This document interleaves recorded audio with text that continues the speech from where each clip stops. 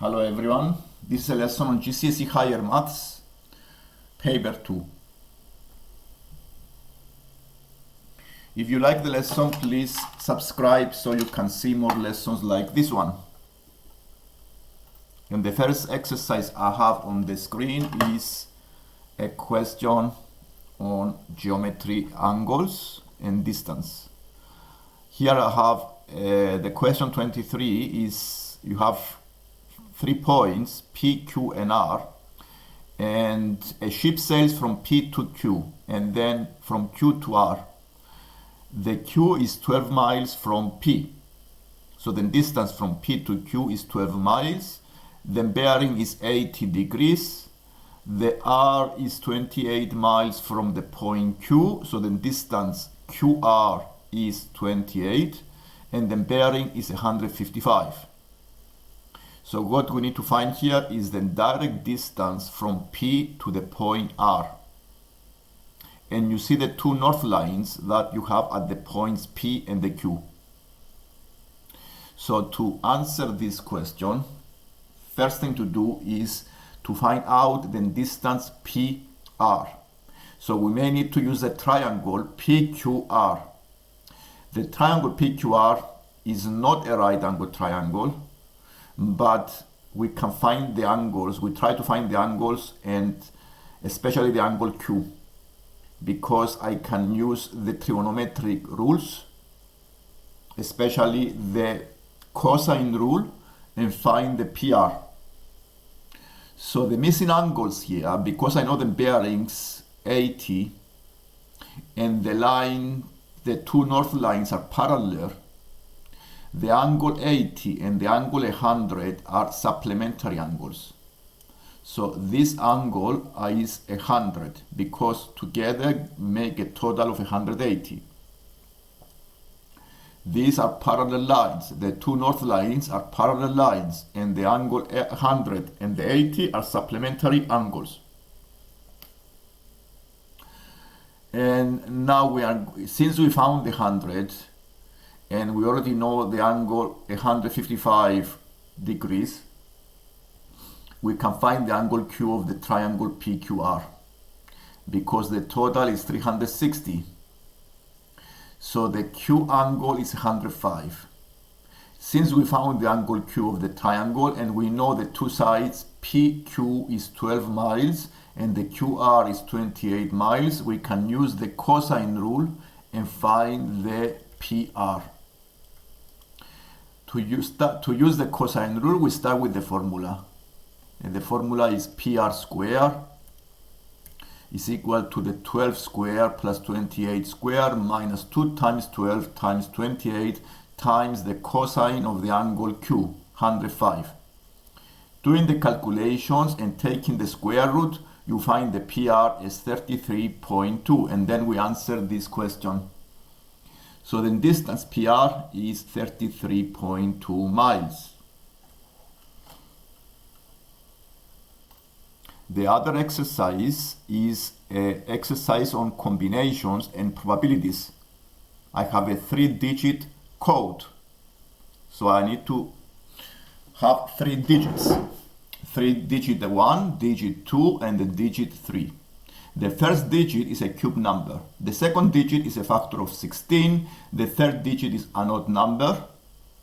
So what are the possibilities for the digit 1? It can only be 2 numbers, 1 or 8.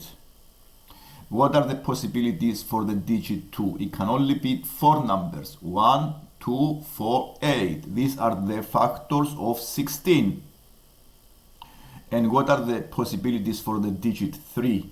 This is an odd number, 1, 3, 5, 7, 9, so I have 5 possibilities.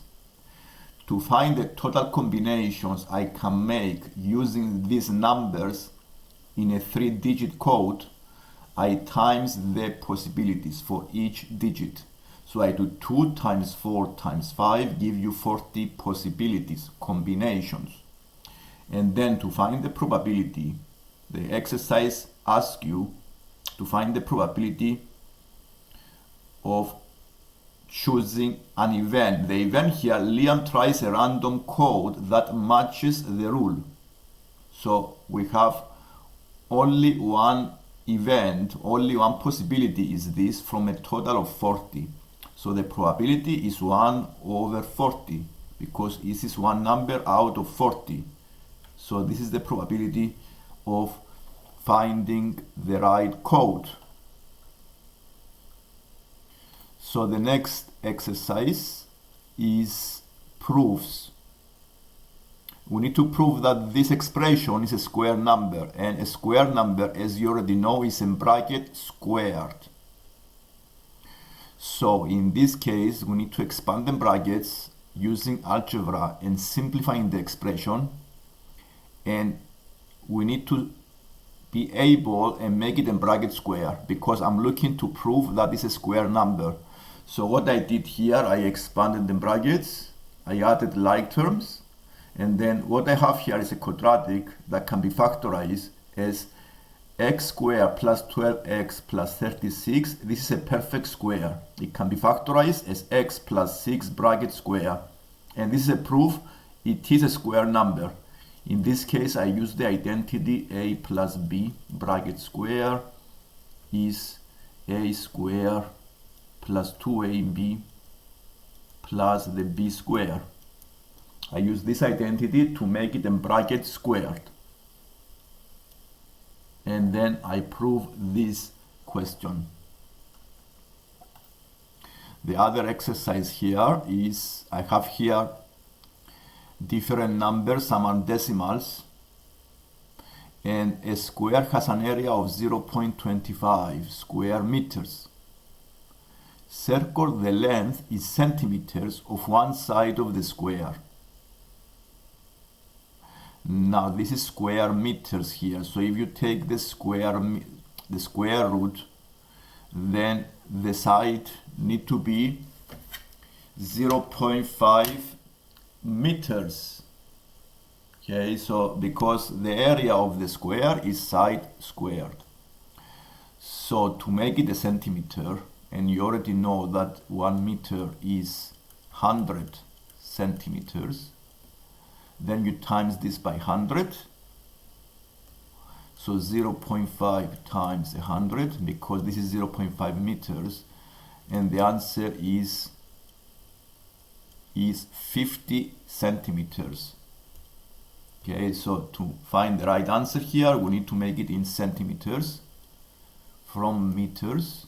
So the right option is the 50 centimeters. In this exercise, you have a graph of height and time here. This represents the height above the ground of a toy rocket for 10 seconds. For how long is the rocket in the air? You can see is the difference between the two times. Okay, the 10 minus 4 is 6. So the answer here is 6 seconds. This represents the height above ground of a toy rocket for 10 seconds. And this is the difference. And using the graph, estimate the speed of the rocket after 6 seconds. To find the speed, you may draw a tangent onto the curve and find the gradient. Or you may use, you find the gradient. Find the 2 points on this tangent and use the formula change in y divided by change in x. So the gradient is 2. And the other exercise I have here is finding the right region that satisfies all of the inequalities. The first step here is to make the graphs x equals 5, y equals 4, and x plus y equals 6. So the x equals 5 is this vertical line. The y equals 4 is the red line, the horizontal. This is x equals 5. This is y equal 4. And the other is the graph of the x plus y equal 6. To find the right region, we need to choose a testing point and see if this point satisfies the inequalities. So I use the testing point as 4,3. And by using this point on the inequalities, I find the right region that satisfies all of the inequalities. So this is the triangle you see on the screen in the middle. So the straight lines have equation. If it's vertical, is x equals a number, and if it's horizontal, is y equals any number. Okay, the y equals any number are horizontal lines. On this exercise, I have a table of male and female and laptop and phones. And 20 people were asked which device they use more often. One male and one female are chosen at random. Find the probability that exactly one of them said laptop. So the first thing to do is to find the possibilities. The possibilities is to be laptop for the male and non-laptop for the female, or non-laptop for the male and laptop for the female. To combine the two events, because I chose one male and one female, I need to times the two probabilities. To have a laptop for the male, the probability is, using the numbers, is 2 over 11. Okay, because the total males are 11. And the phone for the female is the probability is 5 over 9. And then I times the two probabilities and find the probability 10 over 99 for both of them. Because I combine probabilities, I need to combine them using multiplication. The other possibility is to be not laptop for the male and laptop for the female. The not laptop probability for not laptop for the male is the opposite, is 9 over 11, times the probability of a laptop for the female is 4 over 9. I multiply them, I find the probability 36 over 99. Then I add the two probabilities, and then I found the total probability that exactly one of them said laptop. So I need to find all the possible outcomes. Two males are chosen at random. Find the probability that they both said phone. So because I have two events, is the first choice and the second choice. The first choice is 9 over 11, but the second choice, because I haven't replaced, then I have one male less, is 8 over 10, the second probability, because I have one person less. And then I times the two probabilities, and I found the net probability is 72 over 110. So what you see here, I times the two probabilities to find combined probabilities. And in this exercise, I have a cube, and I want to find the length of the diagonal. To find the length of the diagonal, I need to use a right angle triangle inside the cube. And I have this right angle triangle ABC. And since the edge of the cube is X, I can also find the BC. The BC is the hypotenuse of the other right angle triangle on the base.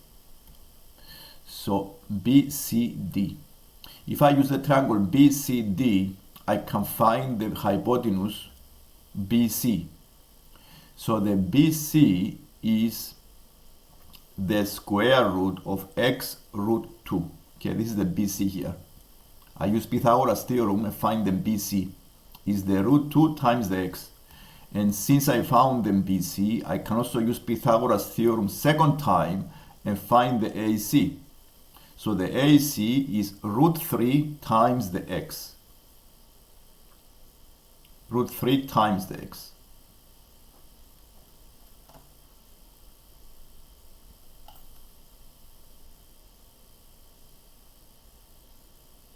And the total length of the edges of the cube is multiple of 18. The right answer here is, it can be either a decimal or a whole number. So it might be a whole number is the right option for x. Okay, if the total edge, because the total number of edges are 12. Okay, 12. And it can also be in decimal as well. Now, if you like the lesson, please subscribe so you can see more lessons. Thank you.